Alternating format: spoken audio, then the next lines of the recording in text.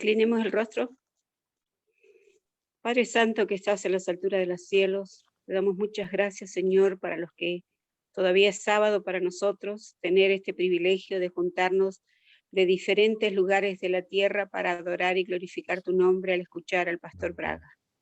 Te queremos pedir que tú perdones nuestras faltas, nuestros pecados, y que podamos estar limpios delante de tu presencia en este minuto. También te pedimos una bendición especial para el Pastor Braga y su familia, que él tiene la disponibilidad siempre de que él nos quiere hablar de ti en todo momento, en todo lugar. Bendice a las personas que estamos presentes y a los que se van sumando. Y si alguno hay con alguna tristeza, algún dolor en este día, que tú puedas solucionar su problema. Gracias por que te conocemos y porque te amamos. En el nombre de Cristo Jesús lo pedimos y agradecemos. Amén. Amén. Amén. Muy bien, bienvenidos todos. Un gusto poder encontrarnos nuevamente. Van otros hermanos añadiéndose a medida van pasando el tiempo.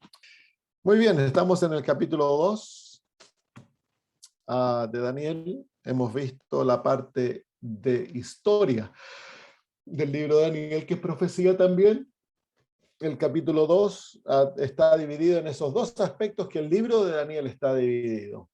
La mitad del capítulo 2 es una historia que nos muestra lo que ocurrió cuando el rey tuvo el sueño. Los sabios no le pudieron decir lo que el sueño que había tenido, porque es imposible para un ser humano saber lo que uno ha soñado. Y por lo tanto no se lo pudieron interpretar. Ellos estaban acostumbrados a interpretar, en eso ellos eran expertos, habían pasado su vida aprendiendo a interpretar. Pero aquí el rey los puso contra la espada y la pared y no pudieron hacerlo. Entonces el rey los envía a matar. Y en esta crisis, entonces el pueblo de Dios, Daniel y sus amigos, a través de la oración, reciben el poder para satisfacer el requerimiento del rey. Y de esa manera, Daniel salva a todos los sabios de Babilonia. Parece que ya habían comenzado a matarlos, así que algunos ¿cómo se llama?, murieron. Ahora, esto yo estoy convencido que es profecía también, porque todas las historias son profecías. Y he pasado en tiempo orando y meditando de cómo se va a cumplir. Y no sabemos, no sé todavía. Yo pienso que va a quedar claro cuando venga el cumplimiento. Pero claramente ahí está predicho el reavivamiento del pueblo de Dios, el poder otorgado para predicar nuestro mensaje profético con poder y llevarlo a los grandes de la tierra. Y eso, ¿cómo se va a cumplir el hecho de que los sabios de Babilonia van a ser puestos bajo pena de muerte? ¿Será que todos estos hombres y mujeres alrededor del mundo que se están oponiendo a lo que está ocurriendo con la vacunación y la violación de los derechos humanos y la destrucción de las libertades en todas las naciones, hay hombres y mujeres de ciencia, doctores, profesores? Aquí en Australia 20.000 profesores decidieron no ponerse la vacuna y abandonaron sus puestos, así que ahora hay una tremenda escasez de profesores en las escuelas. Hay una crisis y han habido muchos doctores, enfermeras que han hecho lo mismo. Entonces, ¿será de que Babilonia, cuando venga más la crisis, cuando vengan otras enfermedades, eventualmente a esta gente los van a poner bajo pena de muerte, los van a comenzar a destruir? Es muy, ¿cómo se llama?, posible. Entonces hemos de mantener nuestros ojos abiertos porque no podemos ser categóricos en profecía que no es clara y no ha sido todavía cumplida. Vamos a ver. Sabemos que estamos en el cumplimiento de Daniel 1. No hemos llegado todavía a Daniel 2. El pueblo no ha sido reavivado, la lluvia temprana y tardía no ha sido derramada sobre nosotros. Y eso parece que va a venir en el contexto de una gran crisis en cuanto a persecución a los intelectuales que están opuestos a lo que el sistema está haciendo. Entonces esa es otra señal, que hemos de mantener nuestros ojos abiertos. Muy bien, vamos al Daniel capítulo 2 y vamos al versículo que damos en el versículo la semana pasada, versículo 30. Versículo 30, cuando Daniel expresa este espíritu tan maravilloso que se encuentra tan solo en aquellos que son convertidos, que se han sometido a Cristo, que han ellos rendido sus vidas a Jesús. Es un espíritu de humildad, de respeto a aquellos que Dios ha puesto en posiciones de autoridad, pero no de sumisión en la entrega de nuestra conciencia a ellos, y no tampoco buscar el favor para engrandecerse a sí mismo, que es tan natural en la tendencia del corazón humano cuando nos encontramos frente a los ricos, a los poderosos, el deseo de impresionarlos para obtener favores personales. Aquí Daniel tenía la oportunidad de hacerse el importante y de subir la escalera de su posición rápidamente, pero él no estaba interesado en eso. Daniel estaba interesado en llevar gloria y honra a Dios y representarlo a él. Y esto es una señal del pueblo de Dios. Nosotros como pueblo no debemos andar buscando el favor de los gobiernos, no debemos buscar el favor de los poderosos, no debemos tratar de impresionar a los gobiernos y a los políticos y tratar de obtener favores sometiendo nuestra conciencia y nuestras creencias. Y tristemente vemos que algunos adventistas a todos niveles han tratado de buscar eso. Cuando ustedes por ahí ven fotos de adventistas dándole la mano al Papa y dándole regalos, es verdad, son cosas que han pasado. Tratar de impresionar, de buscar favor, es como tratar de amistarse con el enemigo, ¿no? Y hemos de ser gentiles como Daniel y sus amigos, afables, amorosos, hemos de ser pacientes, hemos de ser ayudadores, hemos de amar a nuestros enemigos, pero no hemos de buscar el favor de ellos. Porque en buscar el favor, entonces, ¿qué hacemos? Sometemos nuestros principios. Por ejemplo, nuestro sistema educacional alrededor del mundo acepta ayuda de los gobiernos, pero la ayuda de los gobiernos viene con demandas, y las demandas es que se enseñen los currículos gubernamentales, y los currículos gubernamentales vienen con la enseñanza del ateísmo, la enseñanza ahora de los asuntos de igualdad de los distintos géneros, el matrimonio homosexual, y todas esas cosas han de ser enseñados producto de que se está recibiendo ayuda del gobierno. Entonces, como por tantos años se ha recibido ayuda del gobierno para sostener nuestras escuelas por falta de fe en Dios, entonces sometemos nuestros principios para poder seguir recibiendo aquellos dineros y no perderlos, porque si no, vamos a tener que cerrar las escuelas, es la manera de pensar, pero no debiera ser así. Nuestras universidades, nuestras escuelas, nuestros hospitales debieran subsistir por fe en Dios y por fidelidad a Dios. Entonces Daniel nos presenta el espíritu que como pueblo hemos de tener. Un espíritu humilde. Cuando él se relaciona con el rey, lo trata como rey.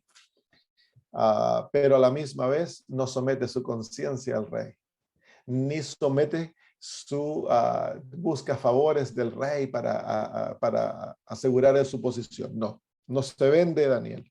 Muy bien, versículo 31 ahora. Entramos ahora a la sección profética del libro. Tú, oh rey, veías, y aquí una gran imagen.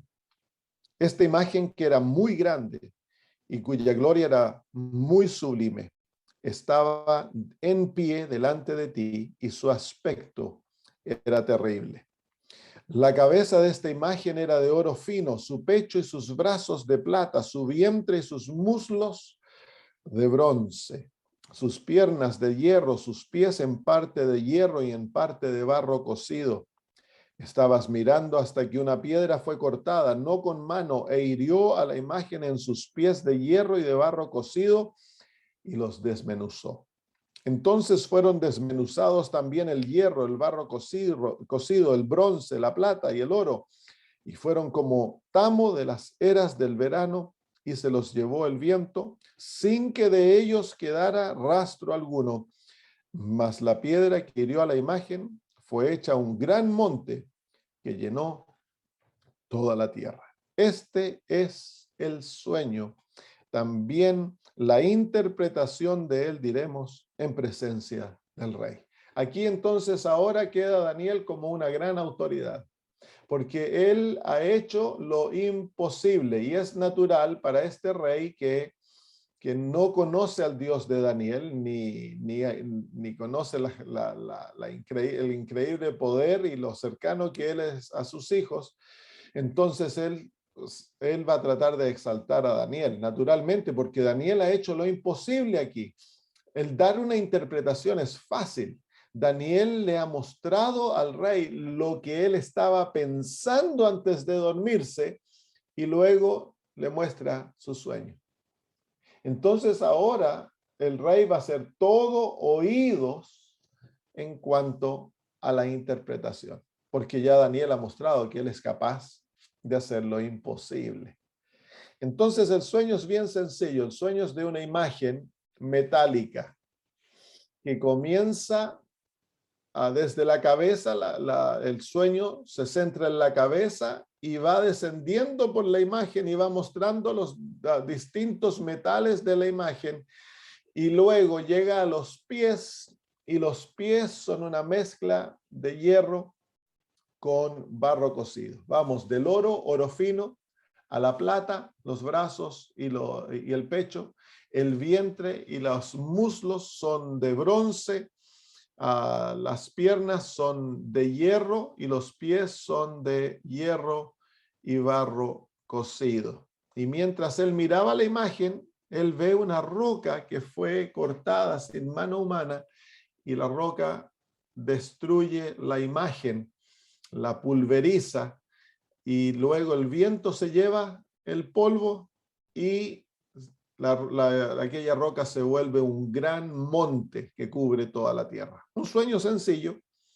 Algunas cosas que vamos notando es de que la imagen comienza de oro y termina en hierro con barro cocido. Entonces hay una degradación de los metales desde la cabeza hasta los pies. Muy bien, sabemos que esto es una predicción de la historia del mundo, por el hecho de que el rey quería conocer lo que iba a venir después de estas cosas, le dice Daniel. Estaba curioso de saber qué iba a ocurrir después de su reino, qué iba a ocurrir cuando él muriera, qué iba a pasar. Entonces el Señor le muestra al rey, no tan solo para satisfacer curiosidad, porque Dios no obra de esa manera. Dios le muestra al rey primero con el propósito de alcanzar el corazón del rey, y segundo, con el propósito de presentar a generaciones futuras evidencia que las Sagradas Escrituras es un libro inspirado.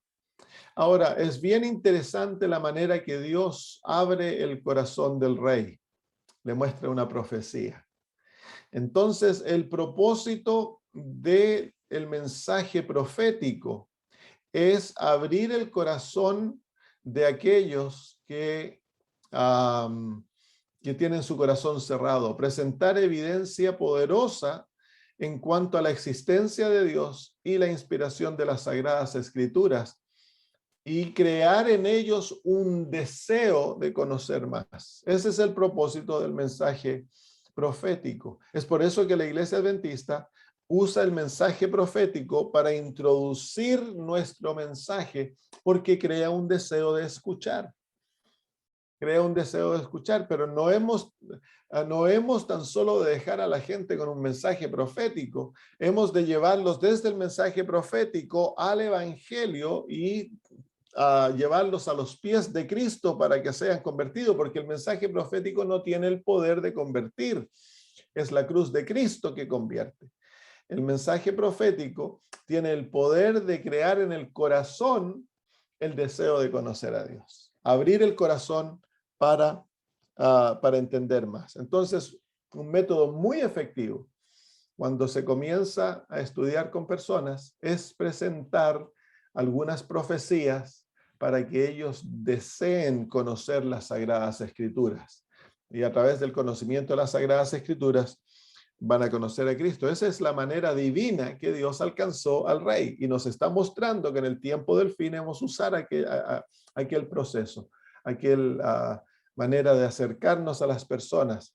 Dios nos dio otra manera antes del mensaje profético, es ayudar a las personas con la salud, que dice la hermana White que es la puerta de entrada.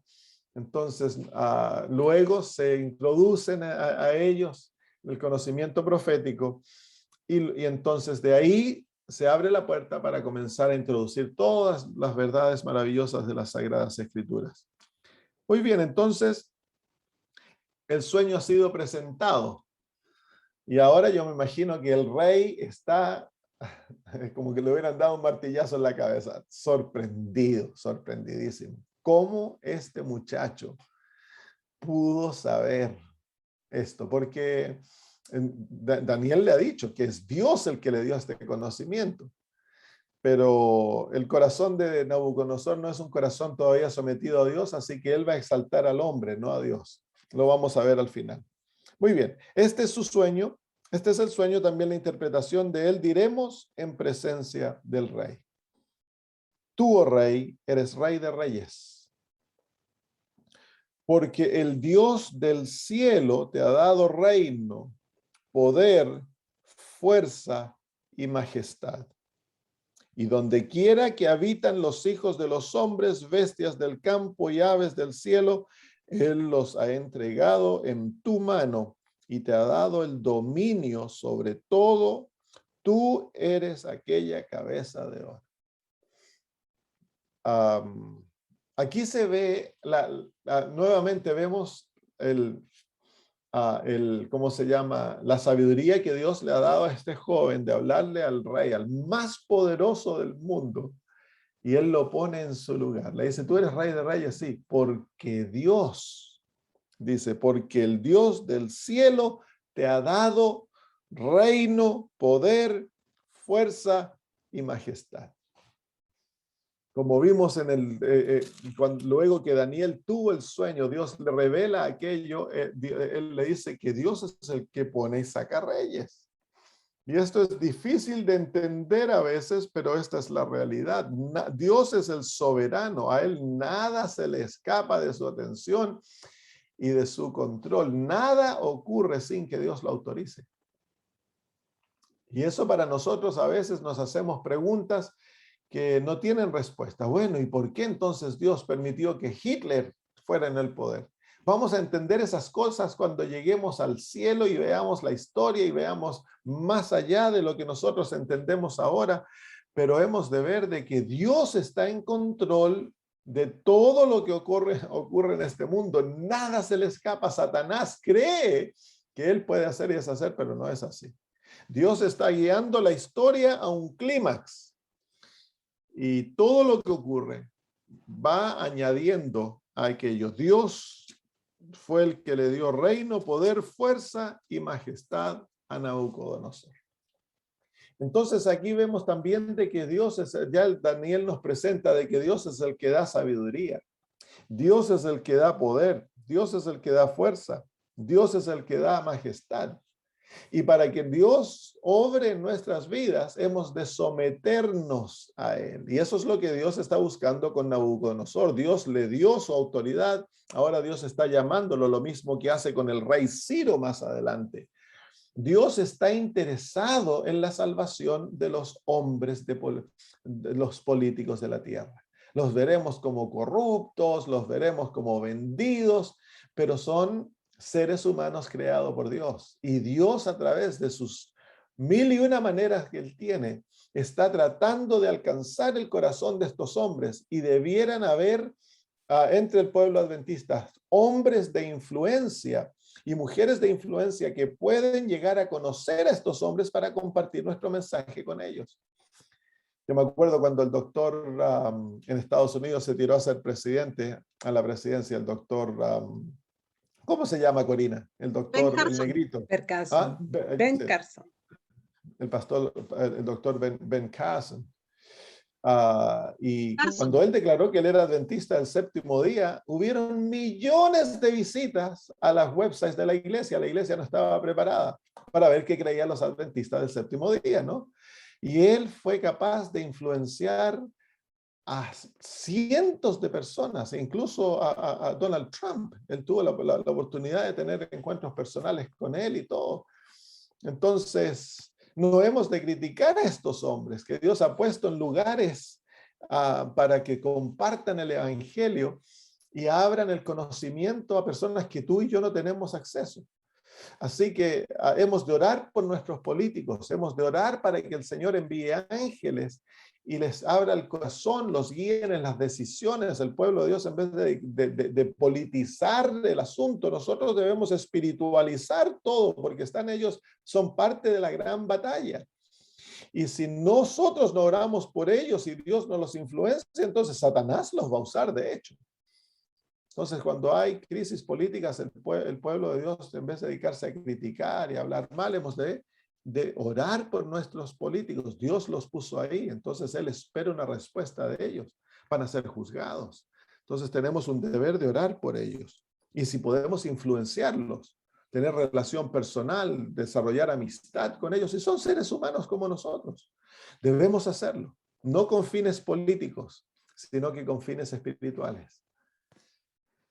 Muy bien, entonces el rey Nabucodonosor está bajo la autoridad divina. Qué increíble, bajo la autoridad divina. Y entonces Daniel le dice, tú eres aquella cabeza de oro. Él era, por supuesto, el rey de Babilonia, así que Babilonia es el reino que representa a la cabeza de oro. Aunque la cabeza de oro representa a Babilonia. ¿Por qué? Porque en el versículo 39, Daniel le dice, y después de ti se levantará otro reino. Babilonia, el reinado del imperio glorioso de Babilonia duró tan solo 70 años, o menos, un poco menos, 60 y tantos años. Babilonia alcanzó el clímax, el pináculo de su gloria, con el reinado de Nabucodonosor. Nabucodonosor tomó el poder en el año 605 cuando su padre murió,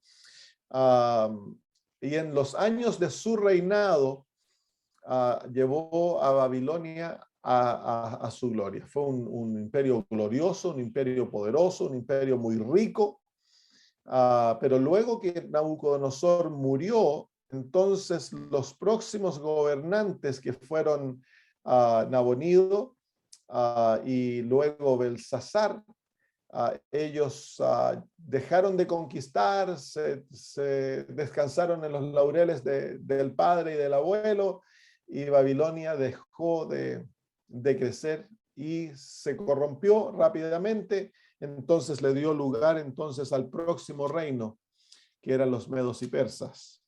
En el versículo 39 se describe en una frase a los medos y persas: después de ti se levantará otro reino inferior al tuyo.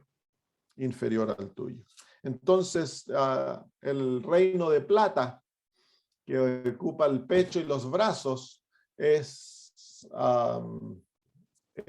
los medos y persas, dos naciones que se unen para poder tomar el reino y atacar a Babilonia. Dos naciones. En la historia se los conoce mayormente por los persas, porque al principio los medos eran los que era la parte fuerte de esta unión, pero eventualmente los persas sobrepujaron a los medos y ellos ocuparon todo y llegaron a ser entonces la parte dominante. Y los medos y persas reinaron desde el año 539 al año 331, 200 años. Y fueron un imperio glorioso, un imperio que abarcó mucho terreno. Ahí es donde nosotros encontramos la historia del rey Ciro, que fue profetizado 200 años o 100 años antes de nacer por Isaías, y su nombre se encuentra escrito en el libro de Isaías, y se nos dice de que cuando Ciro entró a Babilonia y se encontró con Daniel, que Daniel era ya anciano, y llegó a conocer a Daniel, Daniel le mostró en los libros, en los rollos de Isaías, su nombre escrito. Entonces eso lo sorprendió cualquier cantidad, ¿no? Y fue eso que eventualmente lo llevó a dar autorización para que Israel volviera a su tierra en el año 535 y reconstruyera el templo. Entonces aquí vemos un reino inferior. Los medos y persas tuvieron un reino más abarcante, pero en cuanto a riquezas y poder fueron fueron inferiores a Babilonia. En cuanto a sabiduría y conocimiento fueron inferiores a Babilonia. Así que en este sueño se nos presenta lo opuesto a la evolución. En este sueño se nos muestra que el hombre no va evolucionando para lo mejor, sino que se va degradando en conocimiento, en poder mental, en poder físico. En todo aquello, el hombre se va degradando y la imagen nos muestra aquello, la degradación de la raza humana. Entonces el reino de Babilonia era un reino superior en riquezas, conocimiento, sabiduría al reino medo-persa. Mucha de la cultura y de la ciencia de hoy está basada en conocimientos babilónicos, los fundamentos de la ciencia moderna. Mucho se encuentra en Babilonia. Versículo 38, entonces, versículo 39 dice, y luego un tercer reino de bronce, el cual dominará sobre toda la tierra. Entonces el reino de bronce son el imperio griego macedonio, el imperio de Alejandro Magno. Fue un imperio inferior en poder, en tecnología, pero en su cultura literalmente controló toda la tierra. Y mucha de la cultura y de la filosofía griega aún domina la manera de pensar del sistema de educación. Y por supuesto, fue esta filosofía que llevó al cristianismo a adoptar formas paganas en el catolicismo. Durante el segundo y tercer siglo, el cristianismo comenzó a tomar la filosofía griega. La cultura romana y la arquitectura romana, la cultura y arquitectura romana, la manera de gobernar, estaba muy basada en todo el sistema griego. Y los cristianos romanos, que donde nació la Iglesia Católica, ellos comenzaron a adoptar y a unir a la doctrina cristiana la filosofía pagana griega. Se enamoraron de la filosofía griega y entonces unieron estos dos sistemas, y eso fue el fundamento para la caída del cristianismo o gran parte del cristianismo y la formación de la Iglesia Católica. Ahí se encuentran los fundamentos, la influencia griega. Es por eso que cuando nosotros vemos en Apocalipsis 13 a la bestia que sale del mar, la bestia que sale del mar es una conglomeración de estas distintas bestias, de las bestias de Daniel 7, que son estos poderes. El catolicismo adoptó la filosofía griega, la religión de los medos y persas y de los babilonios.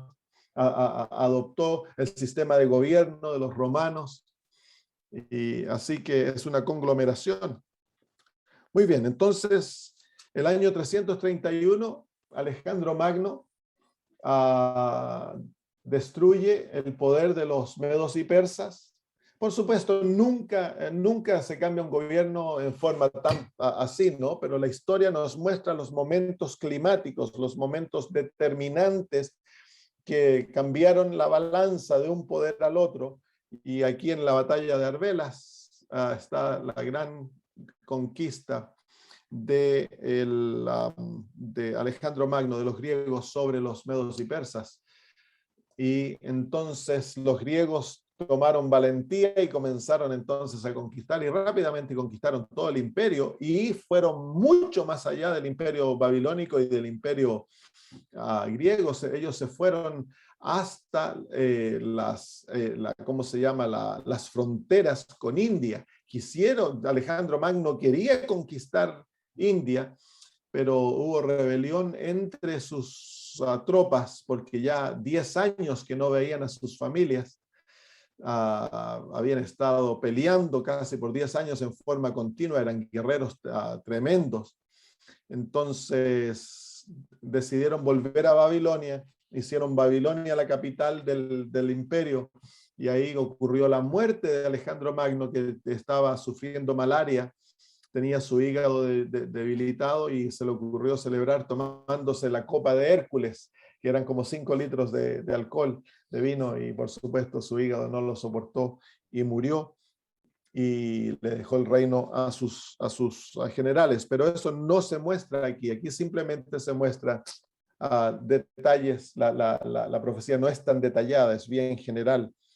El cual dominará sobre toda la tierra. Literalmente dominó en aquellos tiempos sobre toda la tierra conocida, pero después con su filosofía, con su cultura, Grecia dominó el mundo por muchos siglos. Versículo 40. Y el cuarto reino será fuerte, como el hierro, y como el hierro desmenuza y rompe todas las cosas, desmenuzará y quebrantará a todo. Entonces aquí se nos introduce al Imperio Romano, que viene después de Grecia. El Imperio Romano, la batalla que lo terminó ocurrió en el año 168 antes de Cristo, y le dio la capacidad entonces ahora de dominar todo el mundo griego, más ahora hacia el lado opuesto, todo lo que era Italia, Europa, y Roma eventualmente conquistó ambos lados del océano Mediterráneo, y duró más de 1000 años, duró 1300 años el Imperio Romano. Fue un imperio muy, muy poderoso. Y que, ¿cómo se llama? Tuvo dos partes, el lado este y el lado oeste del Imperio Romano, y pudo controlarlo todo. Cuando cayó el lado oeste, o el lado europeo del Imperio Romano, siguió existiendo por más de 800 años en las tierras, lo que ahora nosotros conocemos como el mundo musulmán. Entonces fue un imperio muy, muy poderoso, muy poderoso. Y la Iglesia Católica, por supuesto, recibe el poder de controlar del Imperio Romano. Tenía leyes muy poderosas, leyes que se comparan a hierro. Mantuvieron lo que se llama la Pax Romana, y que fue el mundo que le permitió al cristianismo crecer tan rápido, porque los romanos unieron a todo su estado con carreteras pavimentadas. Muchas de las grandes carreteras que conectaban las distintas ciudades, las grandes ciudades, eran pavimentadas. Hubo una paz maravillosa dentro de ese imperio, que permitió el comercio como nunca antes. Permitió el comercio, el desarrollo de la cultura, desarrollo del conocimiento, y también el desarrollo del cristianismo. Y fue en ese contexto entonces que Jesús nació bajo el poder del Imperio Romano, y todos los apóstoles y la iglesia primitiva creció rápidamente como fuego bajo el paraguas del poder romano. Y la descripción es ¿cómo se llama? Fideligna. Quebrantó a todos aquellos que se lo pusieron. Podemos verlo así en la destrucción de Jerusalén en el año 70 después de Cristo, cuando los judíos se rebelaron contra Roma. Roma envió a sus legiones y lo destruyeron totalmente. Más de 1.000.000 de judíos murieron dentro de la destrucción de Jerusalén. Cuando Roma no jugaba. Si ellos olían a rebelión, simplemente destruían al pueblo. Y tomaban a los prisioneros y los destruían, a los esclavos, y los distribuían por todo el mundo, y esas culturas dejaban de ser. Entonces era una manera brutal de controlar la paz que ellos tenían dentro de su imperio y no permitían nada.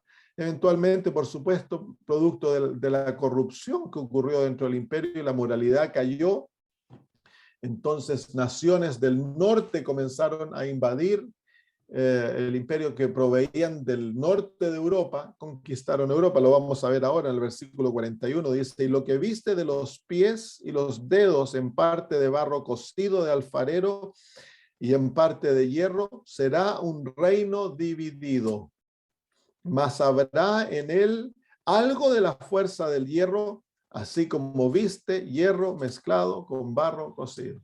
Entonces aquí se nos muestra la división del Imperio Romano, y esto es sorprendente, porque Daniel nos presenta: se levanta Babilonia, cae, es conquistada por otro imperio; se levanta Medo-Persia, cae, es conquistada por Grecia; Grecia es conquistada por Roma, pero Roma no va a ser conquistada por otro imperio.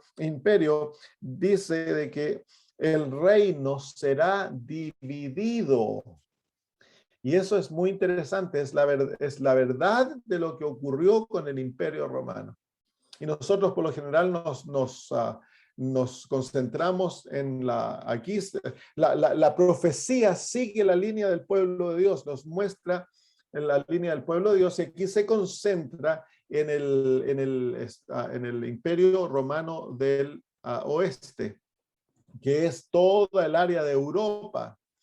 Y la profecía no nos sigue mostrando la historia del imperio en el otro lado, en Constantinopla y todo eso. Pero aquí se nos muestra la división de este imperio.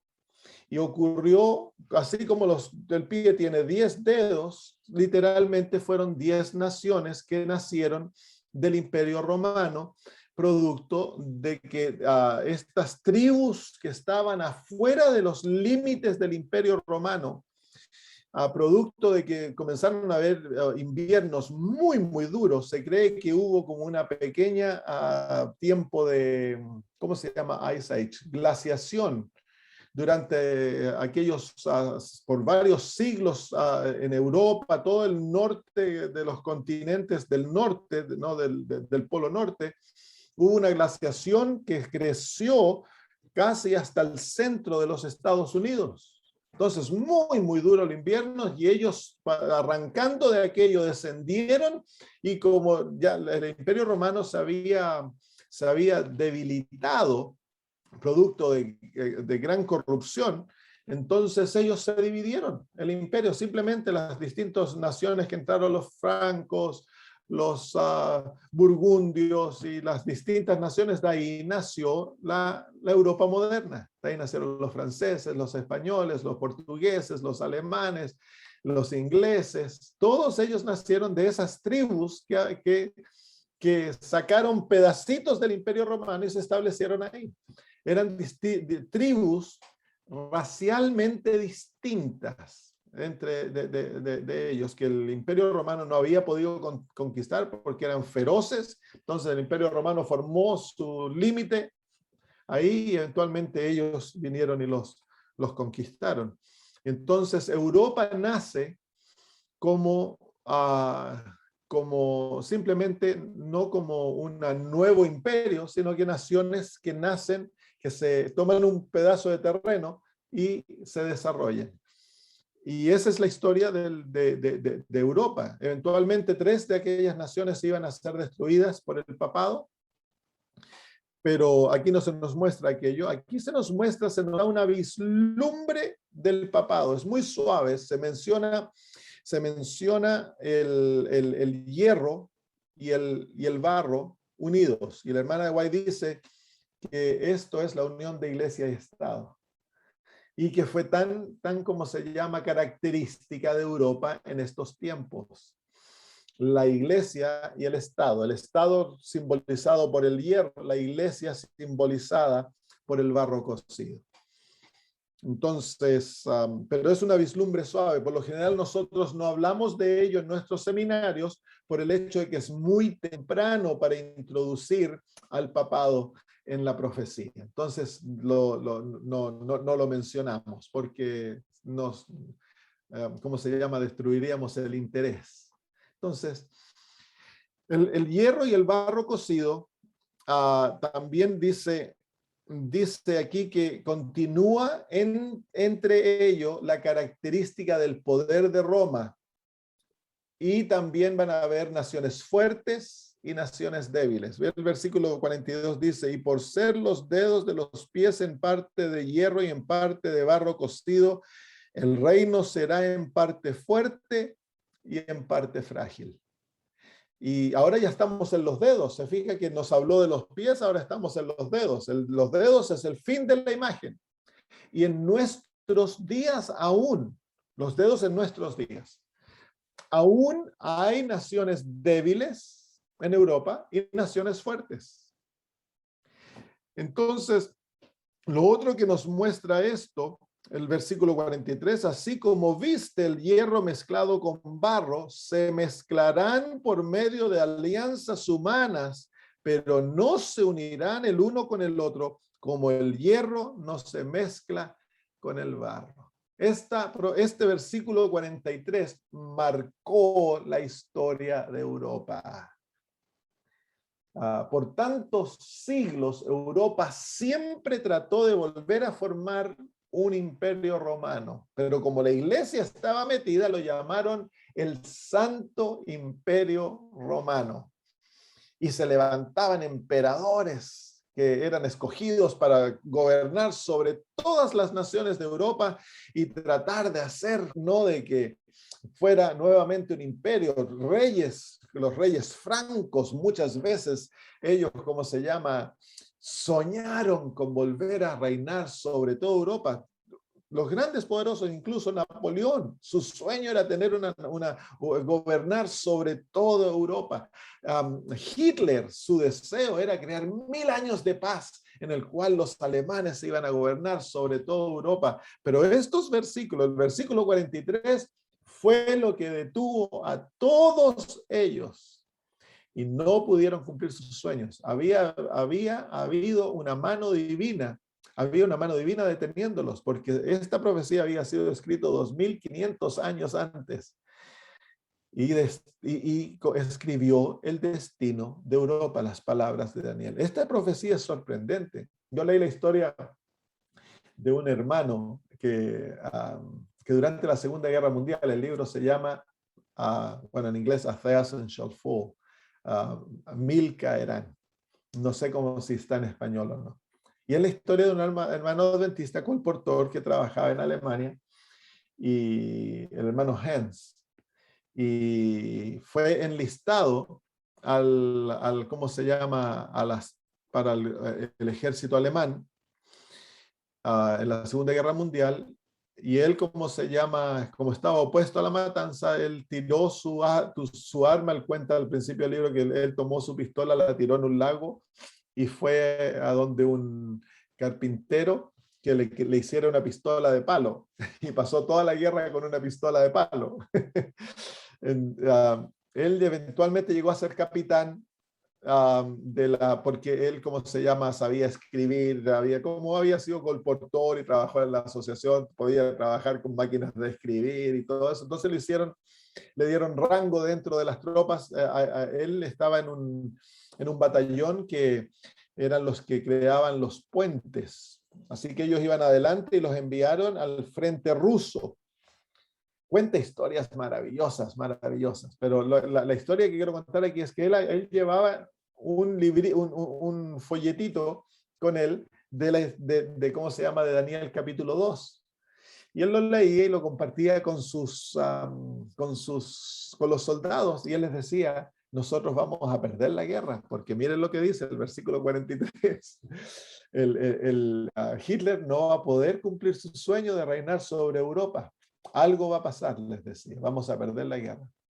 Entonces, una vez ya que tenía rango, estaban en una cena de los, en el batallón, ¿no? Con el general a cargo del batallón de ellos, y había algunos que lo odiaban por su fe.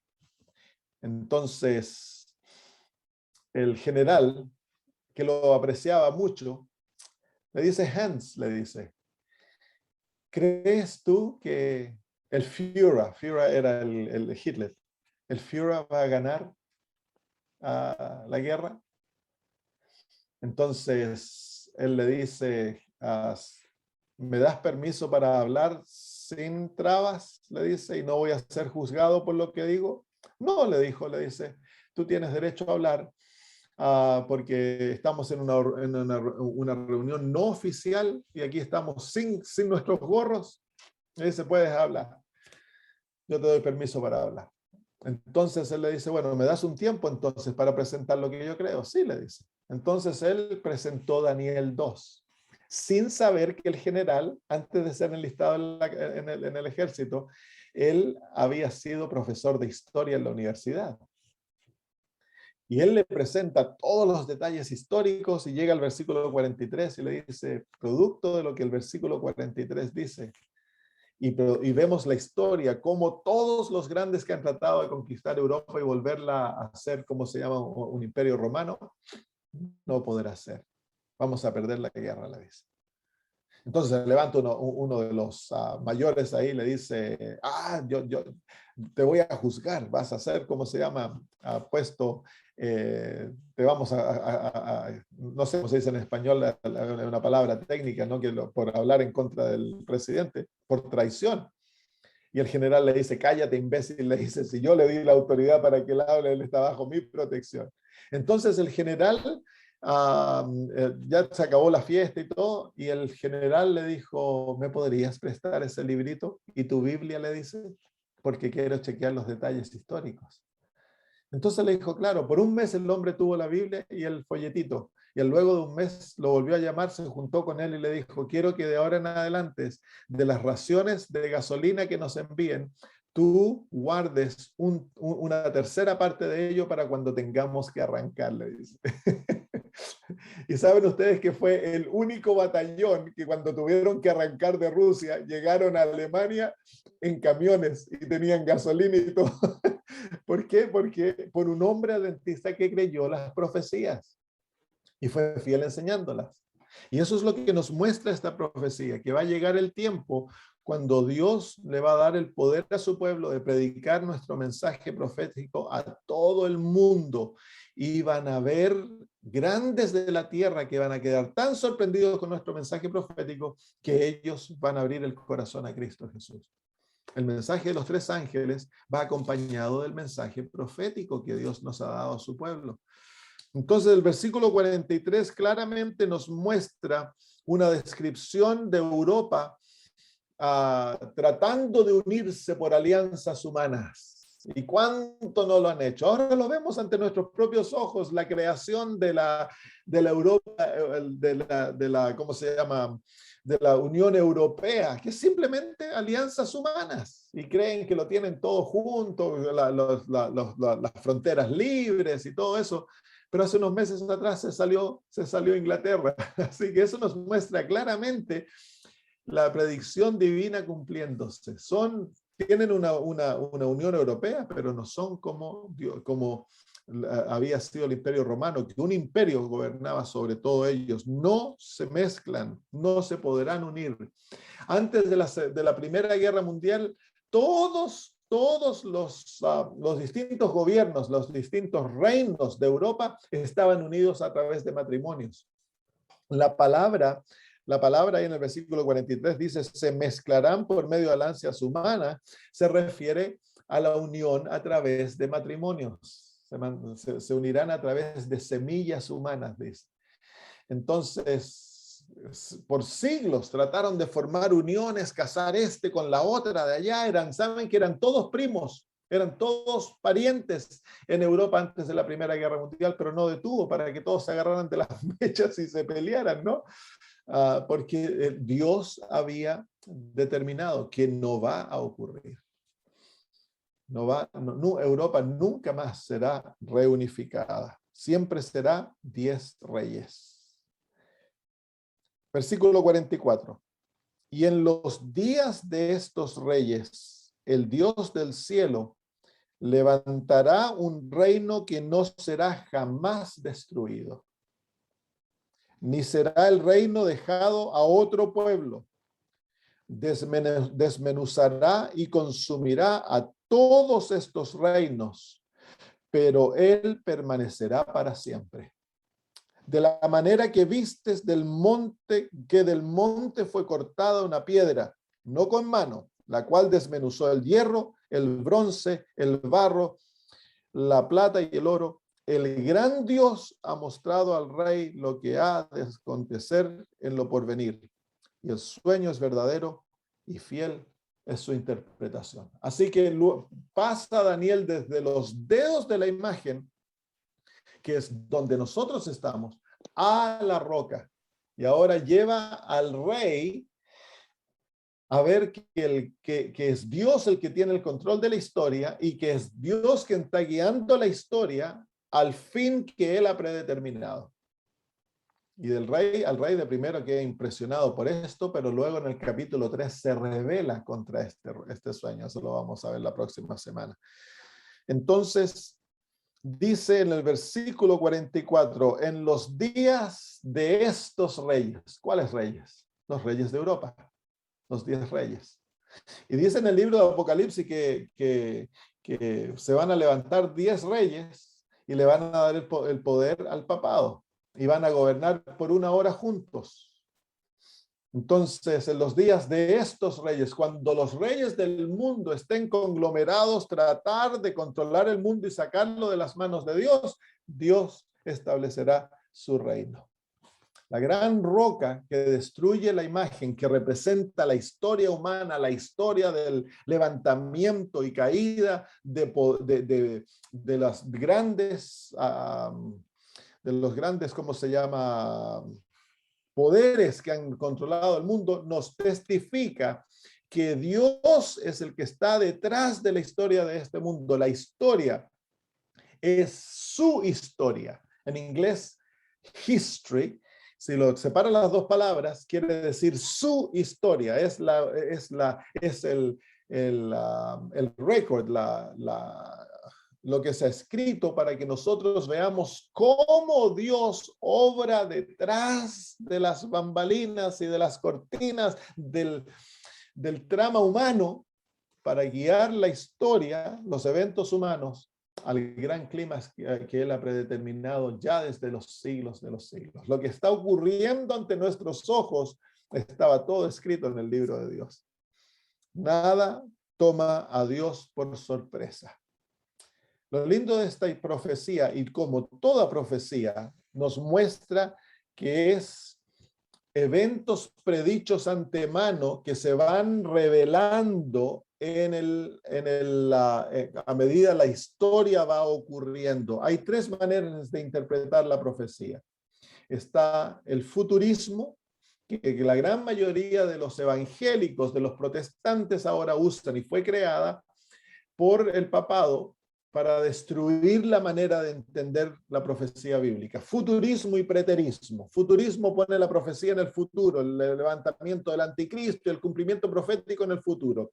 El preterismo pone el cumplimiento profético en el pasado. Y esa es la manera que los teólogos liberales tienden a ver las profecías bíblicas. No, eso se cumplió los días de los profetas, allá cuando fue escrita la Biblia, ya está todo cumplido, porque ellos no creen en la intervención supernatural de Dios que es capaz de dar este tipo de conocimientos a seres humanos, a profetas. Entonces ellos usan, que también fue creado por Alcázar, un jesuita, estas 2 formas de interpretación. Cuando se levantó el protestantismo y puso los apuntó al papado como el anticristo y usaban la profecía bíblica para probar que el papado era el anticristo. Entonces estos teólogos jesuitas desarrollaron estos dos sistemas de interpretación para destruir el verdadero sistema de interpretación que Dios ha usado, que su pueblo ha usado a través de las edades, que es el historicismo.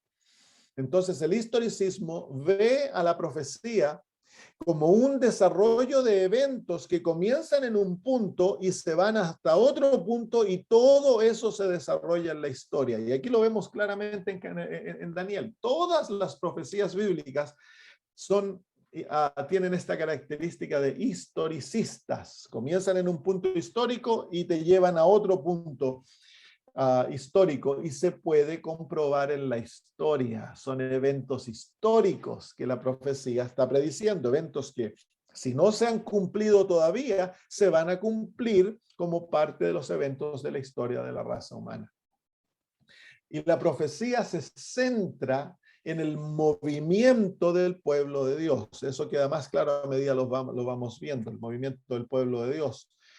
Y Apocalipsis capítulo 12 nos presenta aquel movimiento del pueblo de Dios desde Israel a Europa, de Europa a los Estados Unidos de Norteamérica. Entonces la profecía va siguiendo aquello y nos va mostrando a los reinos y poderes que están en unión o que están alrededor del pueblo de Dios, que están en contra, persiguiéndolo o protegiéndolo. Son las naciones que se mencionan en la profecía. Por eso no se menciona a la China, ni se menciona a Japón, ni a Rusia, ni a ellos, porque no han estado en contacto con el pueblo de Dios. La profecía sigue el camino del pueblo de Dios. Entonces nos preguntamos nosotros, ¿dónde estamos nosotros en el arroyo de la profecía? ¿Dónde estamos nosotros? Y es fácil verlo.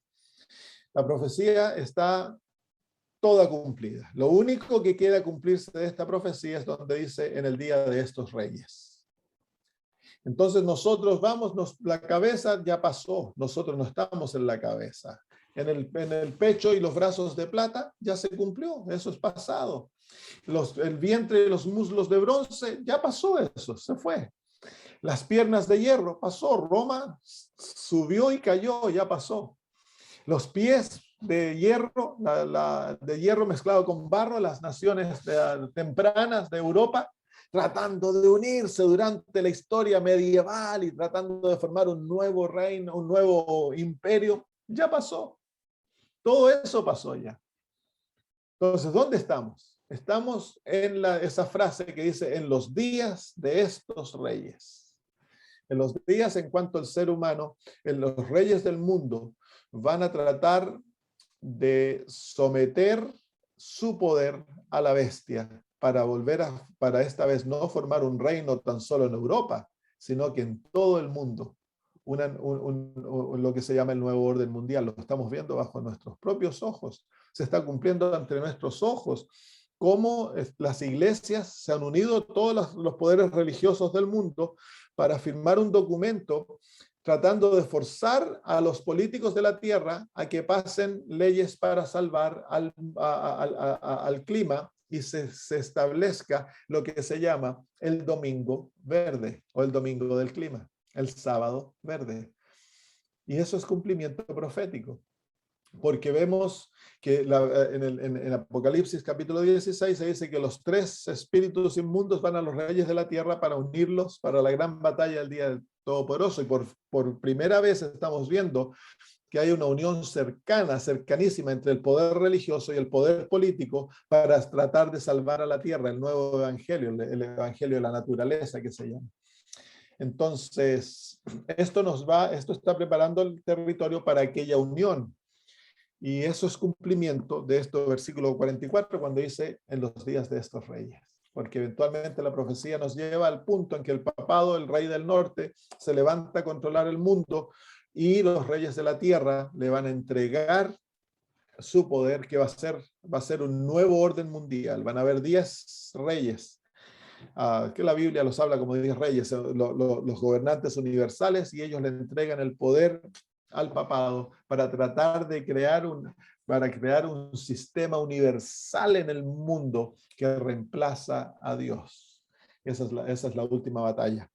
Entonces, los días de estos reyes, ahí estamos nosotros en las uñas de los dedos. Estamos en los días de estos reyes, aquellos 10 dedos, ahí estamos nosotros. Así que la imagen básicamente ya pasó todo, está todo cumplido. Todo cumplido. Y eso nos da certeza que el último evento, la roca que destruye la imagen, que es la parte climática de esta visión, es la razón por la cual Dios mostró esta visión a Nabucodonosor, se va a cumplir tan certeramente como el cumplimiento de los otros eventos que esta profecía nos mostró. Esta profecía es fantástica, prueba la inspiración de las Sagradas Escrituras de una manera que no deja dudas, porque es tan certera,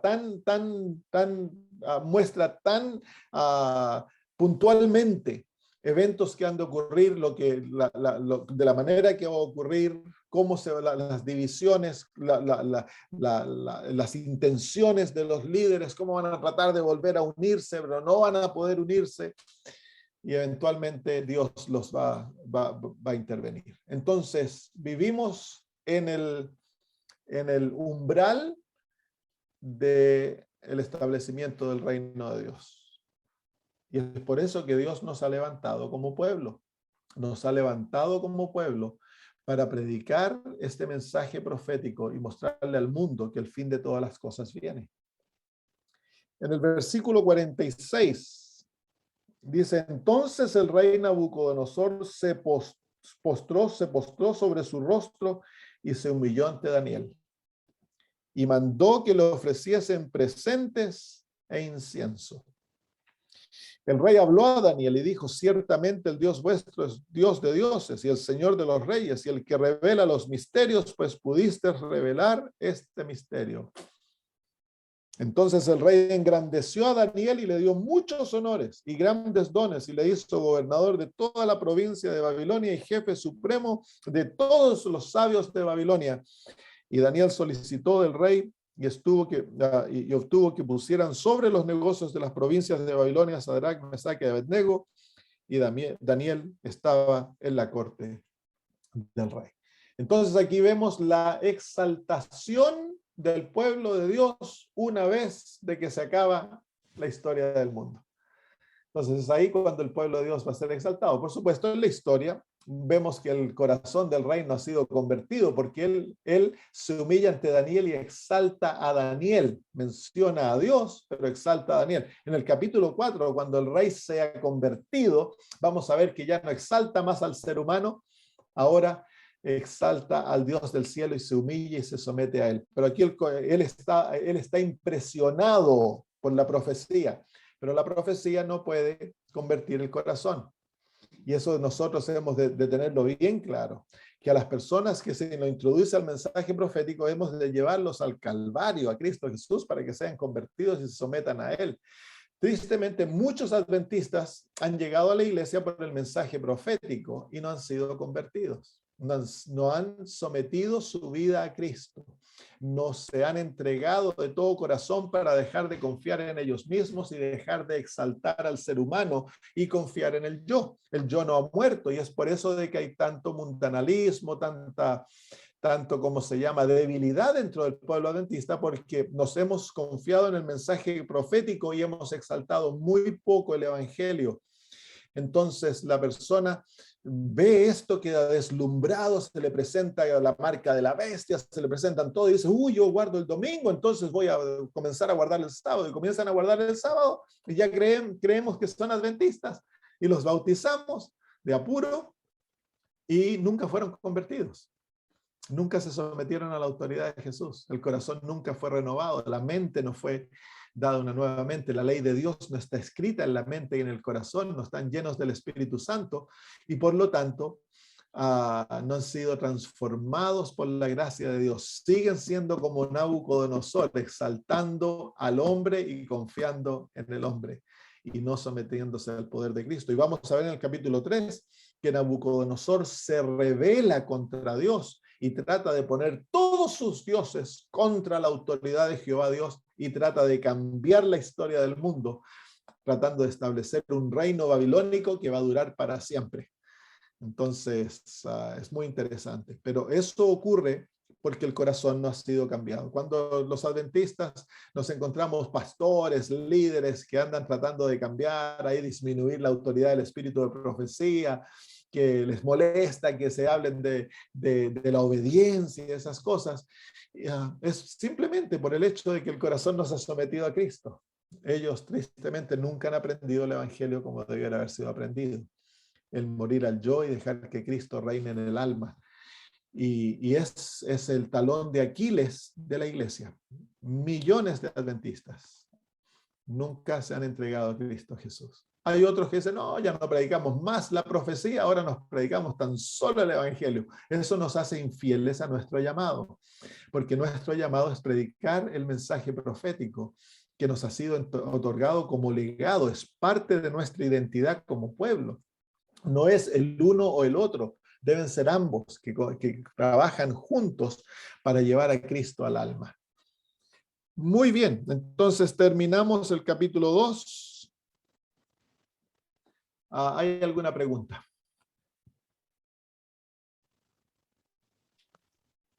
Yo tengo una pregunta, pastor.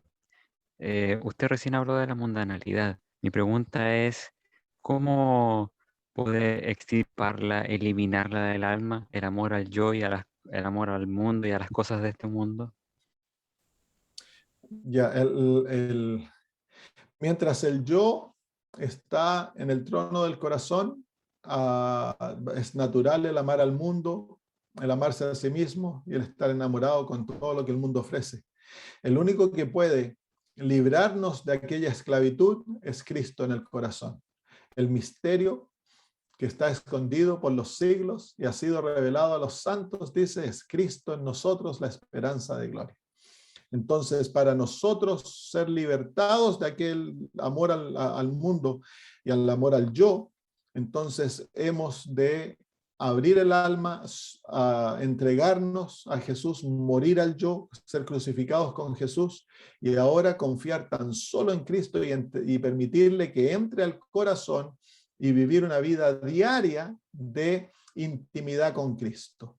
De depender tan solo de Él. Y entonces Cristo, a través de su Espíritu, va erradicando aquella enfatuación que tenemos con el mundo, la va sacando, la va limpiando el alma y eventualmente el alma deja de estar enamorada con el yo y con los principios del mundo. Cristo es el que mora en el alma.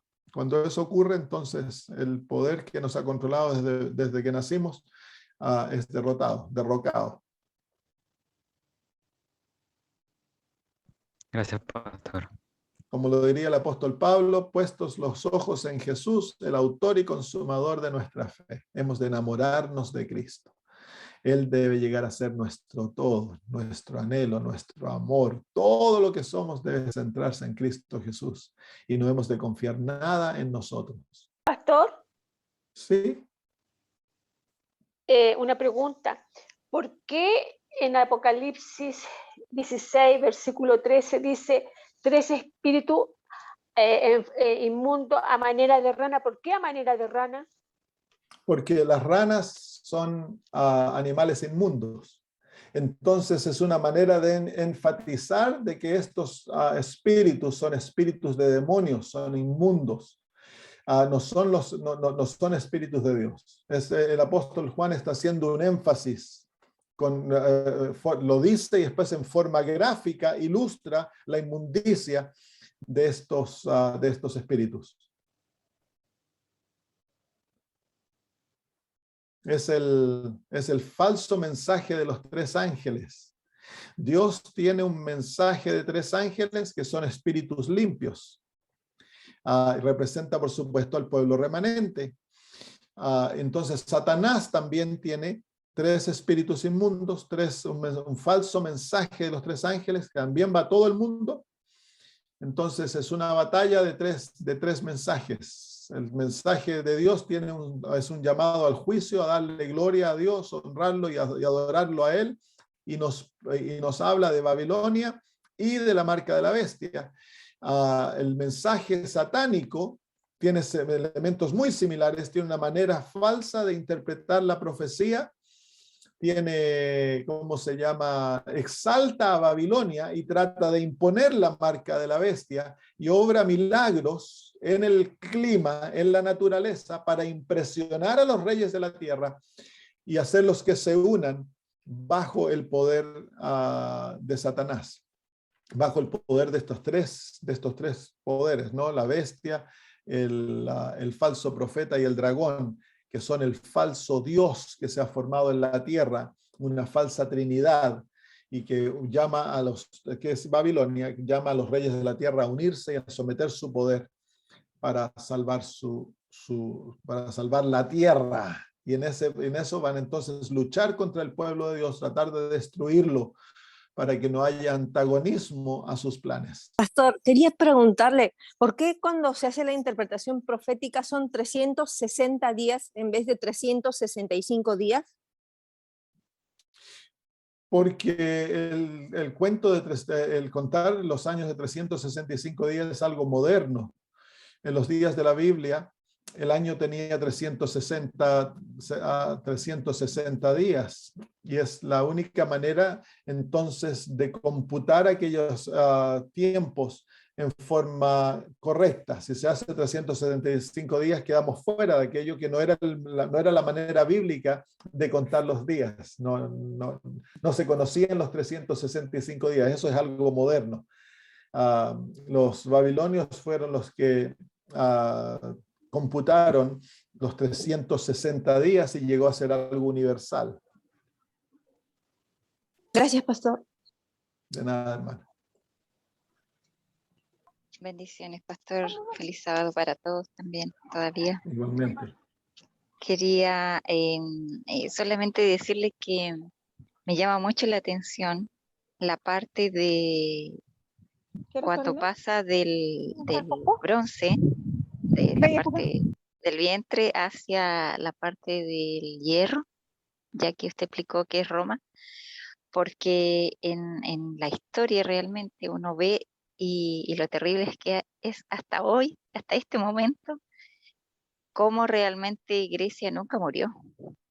Grecia nunca murió porque los romanos, o sea, a lo mejor lo voy a decir muy fuerte, pero ellos eran la fuerza bruta, ellos solo tenían eso, o sea, solo tenían la fuerza, solo tenían el matar, solo tenían la espada, y realmente ellos no hicieron trabajo de pensar, así como vemos que usted explicaba de Nabucodonosor, que él pensaba qué iba a pasar con este reino, qué haremos, nada, ellos solamente eran esa parte como física, como fuerte, y realmente tomaron todo lo de los griegos.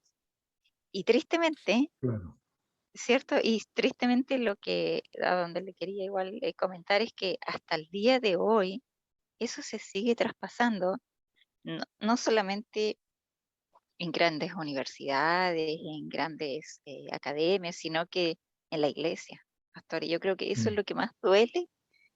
Bueno, nosotros estamos en un grupo tratando de entender y tratando de buscar todo lo que escribió la hermana Ellen respecto a la reforma educativa, porque hay bastante de la reforma de salud, hay bastante de las distintas reformas, pero la parte educativa es una de las a lo mejor que menos se ha logrado manifestar, no sé cómo decirlo, pero yo creo que el Padre en este tiempo está queriendo mostrarnos que eso nos ha tenido entrampado por mucho tiempo. Quería comentarle eso. Ya, gracias, hermana, es verdad, sí. Cuando uno lee lo que se llama el plan divino para la educación, era un sistema totalmente distinto, no basado en la competición, que es el sistema griego de enseñanza, el exaltar al que parece más inteligente y disminuir al que parece no responder. Dios deseaba que el sistema educativo estuviera basado en las Sagradas Escrituras y que se desarrollara nuestros niños, se los desarrollara a todos primero como misioneros y se les diera a todos entrenamientos manuales. y que la educación fuera práctica, se dedicara tiempo para enseñar en forma teórica, pero también hubiera mucho trabajo físico y el desarrollo de todos los poderes del ser fueran desarrollados en forma igual. Entonces, no tan solo la mente, porque la mente es parte del cuerpo que necesita crecer igualmente que la mente para que el ser humano sea completo. Y también la capacidad, el propósito de la educación, más alto de la educación, dice la hermana de White, ha de ser la capacidad del ser humano de pensar por sí mismo, que es lo que ha sido destruido hoy en día en el mundo. Si ustedes se ven las masas de los seres humanos, y dentro de la iglesia tristemente pasa lo mismo, somos guiados por lo que la televisión nos dice. Y todos caminan y juran y están dispuestos a morir por las noticias y lo que se enseña, porque no se les ha enseñado a pensar por sí mismos.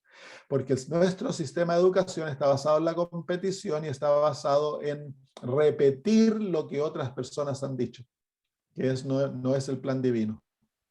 Gracias, hermana, por ese punto, un punto muy importante. Gusto haber estado juntos, hermanos.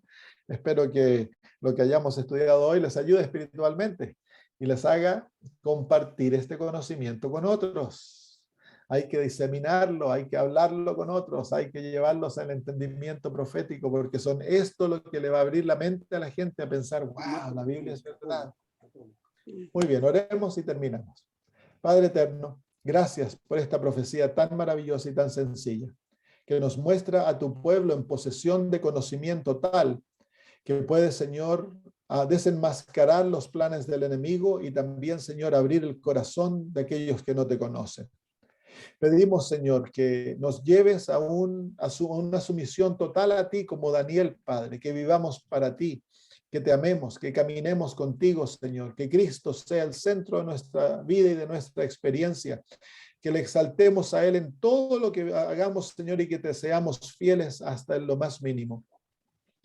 Y pedimos, Padre, que nos hagas misioneros, que al salir de nuestros hogares, en nuestro propio hogar, Señor, en nuestros vecinos, nuestra comunidad, que nos des el poder de tu Espíritu para compartir tus palabras con aquellos, Señor, que nos rodean, pues el tiempo es tan corto y hemos, Señor, de predicar el mensaje que nos has dado. Danos tu poder y tu gloria para hacer esto, lo pedimos por Jesús. Amén.